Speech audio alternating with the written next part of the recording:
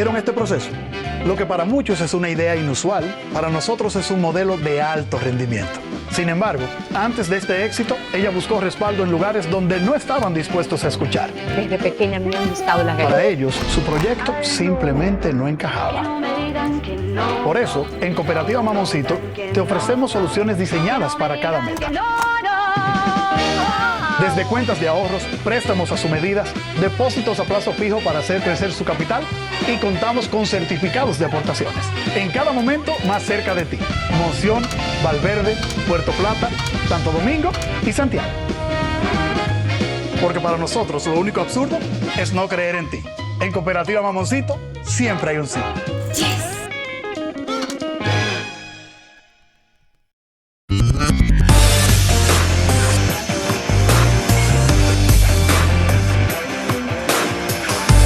República Dominicana, saludos, muy buenos días. Aquí estamos, es viernes y nosotros terminamos el viernes, por supuesto, con el anuncio que creó muchas expectativas en el día de ayer, del anuncio del Ministerio de Hacienda, conociendo los ejes estructurales de una reforma fiscal con el objeto de, dicen ellos, recaudar 60 mil millones de pesos más.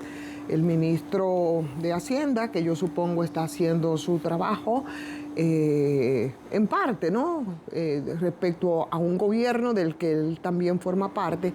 Y por supuesto yo sé que también tiene sus instrucciones de hasta dónde debe y hasta dónde puede llegar.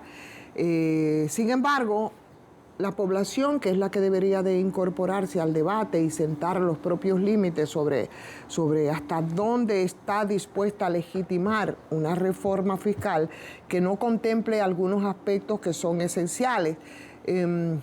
Bueno, después de ver el anuncio, y lo vamos a ver brevemente, había un tema que tenía que ver con lo que... Y había escuchado a algunos expertos hablar sobre el tema de la calidad del gasto. El gobierno tenía que indicar, antes que nada, en qué consistiría, ¿no?, la revisión, por supuesto, del tema de la calidad del gasto, que eso es muy importante. Y solo con eso quizás se podrían conseguir esos 60 mil millones de los que se ha estado hablando, o el estatuto de los privilegios fiscales, porque imagínense ustedes alguna reforma que pueda abstenerse de tocar el estatuto de los privilegios fiscales de los que son más favorecidos. Si eso no se hace, de ninguna manera podría ser justa. Antes que nada, la gente tiene que saber por qué no se le mete mano a eso, o por qué no se le había metido mano a eso en todo caso. Porque en vez de 60 mil millones, como se planteó el gobierno, probablemente esos montos pudieron haber aumentado muchísimo más, según incluso la visión de algunos técnicos, ¿no?, del propio Ministerio de Hacienda. Por supuesto, se habla de la protección al salario, no debió impactar el impuesto sobre la renta, que solamente pagan los asalariados, a menos que se trate de algunas retribuciones groseras, como suelen aparecer, por ejemplo, en el Estado y en el sector privado, para justificar algunos gastos. Todo eso sabemos que se hace y se maneja. Los análisis de fondo respecto a todo esto, por supuesto, los harán los especialistas. Es penoso que a veces se hace con el sesgo, ¿no?, de los intereses de quienes tienen la responsabilidad de analizarlo, pero los impuestos bancarios es otro tema también. No debieron tocar los cheques o las transferencias bancarias, porque ese es un impuesto que es razonablemente inconstitucional, porque se trata de una doble tributación. Por ejemplo, si pagas ITEVIS con todo lo que compras, y cuando tú transfieres entonces ese pago, hay un impuesto adicional, al margen de lo que de que eso puede de alguna manera fomentar la informalidad. Pero bueno, El anuncio se hizo y se hizo en el día de ayer. Las ponderaciones, por supuesto, vendrán a granel. Vuelvo y repito, uno no es experto en todo esto, uno sí sabe sobre las necesidades que tiene que sortear cada vez. Sabemos que hay efectivamente una situación exógena, o sea, al margen de nosotros. Algunos le llaman plan, otros le llaman reforma. El hecho cierto es que nosotros hace tiempo que se había dado por ley, debimos de ver el mentado pacto fiscal. Sabemos, por supuesto, de los costos políticos que tienen estas medidas que son bastante odiosas, pero también sabemos lo que dicen. Igual me remito a los expertos porque en estos manejos tan técnicos de esto, bueno, pues tienen especialistas en la materia. Se ha dicho que nosotros nos movemos con un déficit fiscal y que ese déficit fiscal, que no es otra cosa más que el país gasta más de todo lo que entra de manera bruta y eso produce ese déficit. Ese déficit se sortea o con préstamos o con una reforma. Hace tiempo que venimos lidiando con el tema de los préstamos, tanto así, y eso no es de ahora, eso viene desde administraciones anteriores en el que prácticamente parte del dinero del presupuesto se iban a pagar los intereses de esas deudas. El asunto es que ya conocimos las medidas pro crecimiento económico y mitigación de la crisis internacional, así le han llamado, y sí, se buscan modificar algunos impuestos, por lo menos en lo que hemos visto, en lo que se ha dicho, modernización fiscal del 2024, que buscaba recaudar 120 mil millones de pesos al año. Y con esta se buscan entonces recaudar, en vez de 120 mil millones, como se había dicho y como se estuvo manejando en 2024, ustedes recuerdan que se estuvo a punto de producir esa reforma, ahora se habla de entre 40 y 50 mil millones más al año. Es lo mismo que están proyectando que se va a tener que poner en subsidios a combustibles en el año entero, o sea, 4 veces más de lo que se había presupuestado, asumiendo, claro, que el petróleo se pueda mantener entre 90 y 100 dólares el barril y que van a seguir subsidiándolo, porque todo eso está sujeto a esto. De hecho, el gobierno anunció que después de un último aumento, piensan mantener frisados los combustibles por los próximos 3 meses, siempre y cuando el petróleo no pase de 95. Pero todo eso es incierto porque hay una situación adicional que no manejamos, que podría variar. O sea, es una reforma más progresiva que regresiva. Progresiva es porque mientras más ingresos, mayor tasa de impuestos, regresiva, porque si se suben los impuestos para todos por igual, bueno, lo que terminaría afectando es a los de menores ingresos. Y sin duda, siempre esto va a terminar afectando a los de menores ingresos. No es que a los ricos, los que no son ricos, ¿verdad?, no les va a tocar nada, pero la carga más grande va a caer sobre los de más ingresos, según se ha anunciado. Entonces, el gobierno habría que preguntarse, por lo menos, ¿va a gastar menos? ¿Van a gastar menos ellos? Ellos no dicen que menos, pero dicen que mejor, y eso entonces ahí caemos al punto que habíamos tratado de entrada, el tema de la calidad del gasto. Primero dicen que quieren ajustar el uso de unos 35 mil millones, quitando presupuesto de gastos que no son prioridad. Y ahí te meten en ese renglón el tema de los viáticos, la publicidad, las compras que no son esenciales, los vehículos, maquinaria, equipos, en fin.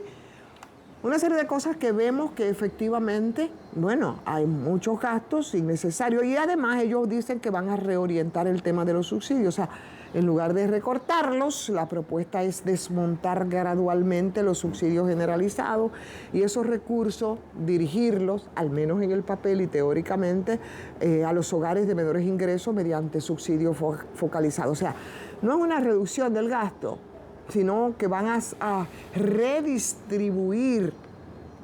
Y con eso, claro está, veamos entonces cuáles fueron los ajustes que anunciaron. El ITEVIS, que ni se van a subir del 18%, pero ni nuevos productos tampoco van a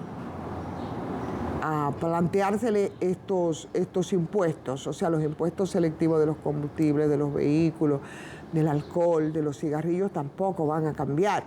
El impuesto de la propiedad, señores, el IPI, eso no se va a tocar según han dicho, los impuestos y los intereses y dividendos, lo que ganas en el banco, por ejemplo, como accionista de una empresa, los impuestos en las telecomunicaciones que según van a seguir igual, las plataformas digitales, mientras por un lado la DGI anda diciendo y haciendo diligencias para ver si se le mete el ITEVIS a las plataformas, ese proyecto que nos dieron a conocer en el día de ayer ni las mencionó. Entonces las compras por internet tampoco aparecieron en la propuesta. Pero ¿quién es que al final del día va a pagar más en esto? Bueno, aquí la gran masa de lo que quieren recaudar. Y como dijimos, la mayor carga se le puso teóricamente a los que más tienen, las grandes empresas, que son las que vendan más de 1.000 millones de pesos al año, van a pagar 30% de impuestos sobre la renta en vez del 27%. Eso dice que es solo por 3 años, dicen ellos, pero en el pasado otros impuestos temporales que eran por un tiempo limitado, se convirtieron en eternos y nunca más en su vida salieron de esos renglones. En ese grupo entran cerca de 1.000 y pico de empresas, que son empresas de las 140.000 que declaran al impuesto sobre la renta, al menos los que la hicieron el año pasado, en el 2025, y los que ganan más de 400.000 pesos mensuales de salario van a pasar entonces a pagar un 27% del impuesto sobre la renta, o sea, en vez de 25%, ojo, eso es por el monto que pase de 400.000, no de todo el sueldo, y de ahí para abajo entonces se aplican los porcentajes de siempre, aunque estarán ajustados por la inflación, y ahí entran unas 5.900 personas de los 2.3 millones que pagan el 0.26 de los asalariados formales. ¿Cuánto sería eso entonces? Pero el impuesto sobre los cheques, sobre el tema de las transferencias que también habíamos hablado, según técnicos mismos incluso del propio ministerio, o sea, transferencias que suben de 0.115 a 0.120, y eso si nos toca a todos, y de hecho es el único aumento general del paquete, aunque en la presentación, según Magín, el 80% lo pagan las empresas. O sea, esto habrá que ver, nosotros lo vamos a entender y lo vamos a entender muy bien, porque dicho así en el papelón, pero eso como si fuese una delicia. Pero vamos a ver entonces el impacto de todo esto que se nos ha planteado, sobre todo lo que tiene que ver con la clase media y los alivios, ¿no? Para esa clase parcialmente aplicarían la famosa indexación, que es el ajuste por inflación del salario, que está exento del impuesto sobre la renta, que no se hace desde el 2017. Ustedes recuerdan la polémica respecto a esto. Después de pronunciamientos, por ejemplo, de gente de la Fuerza del Pueblo, se pasará a un mínimo exento de 34.685 pesos mensuales a 39.900. O sea, todo el que gane eso o menos no va a pagar impuestos sobre la renta. Pero los tramos de 15, 20, 25 también se van a ajustar, y todo el asalariado pagará entonces un poquito menos del impuesto sobre la renta, por supuesto en el tramo de sueldo que esté en el rango entre 39.900 y 400.000 pesos. Y la deducción de los gastos educativos, que va a subir de 25 a 30 de la matrícula y de 50 cuando esa escolaridad sea para personas con discapacidad o con algún trastorno, como por ejemplo el caso del autismo y demás. De todas maneras, esperemos saber cómo se va a aplicar todo esto. Hay alivios también para las MIPYMES, las microempresas finalmente no van a pagar el anticipo, eso era una queja terrible. Estas son las que tienen 10 empleados o menos. Se va a subir el límite para poder entrar al régimen simplificado de tributación. Y bueno, amnistía para los finales de año, eso es para dar un chance a que la gente se pueda poner al día con las deudas con la DGI, los impuestos obsoletos se van a eliminar, algunos impuestos que hace tiempo que dejaron de tener razón de ser. Y el tema de la evasión, eso sí que es importante. Hay que ver cómo se pueda mejorar el cobro a quien ahora no está pagando, pero debería pagar, porque los evasores y los que eluden son una cantidad de privilegiados aquí que nunca se le toca la percepción de los ITEVIS en aduanas, las retenciones para profesionales independientes y algunos sectores donde la DGI no está llegando muy fácil, parece que van a subir. Hay un tema de la trazabilidad fiscal, en fin, esto todavía no es una ley, porque primero tiene que pasar por el Congreso y la mayoría de todo eso que se ha dicho, que nos los irán desglosando porque nosotros vemos, inferimos, pero a ciencia cierta no tenemos como las capacidades para poder hacer una delimitación técnica, pero la mayoría de estas cosas, excepto el tema de la amnistía, van a ser aplicadas en enero de 2027. O sea que, imagínense ustedes, en estos 6 meses y en lo que va al Congreso habrá que hacer algunas discusiones. Hay que esperar muchas discusiones en el interín. De hecho, ya arrancaron. Escuchamos a la gente del CONET, que ayer se pronunciaba y hablaba como parte del sector empresarial, Celso Juan Marrancini. Decía que no tenían conocimiento de esas medidas que se tomaron. Sin embargo, Magín salió de la presentación diciendo que sí, que los empresarios habían apoyado la propuesta. O sea que vamos a ver todas estas discusiones que se van a dar en este espacio de los 6 meses para la aplicación posible, en caso de que se apruebe como tal, para enero de 2027. Del tema se va a hablar mucho y por supuesto nosotros desde esta transmisión también lo seguiremos haciendo. Reiterarles que le den like, que compartan esta transmisión. Tenemos mucho para pensar durante el fin de semana con todos estos números, porcentajes de lo que nos han estado hablando. Así es que el lunes nos reencontramos de nuevo en otra transmisión de Soy Ivonne Ferreras.